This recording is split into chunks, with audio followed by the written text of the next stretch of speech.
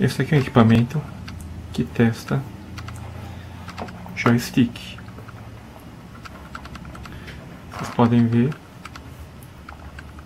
para cima, para baixo, para a esquerda, para a direita e o botão. Vou colocar um joystick com defeito agora.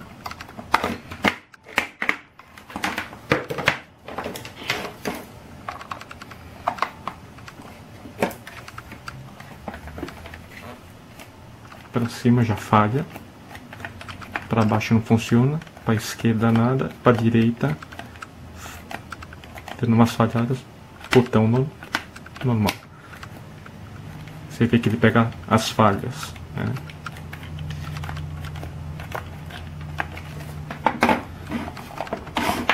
Muito simples, portátil a pilha.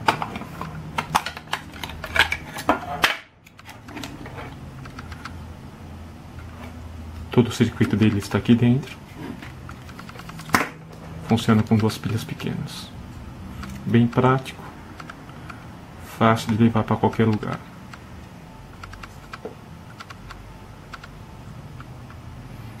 Bem acabado, não solta.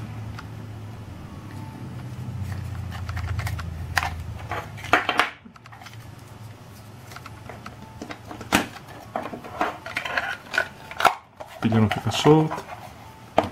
Está aí.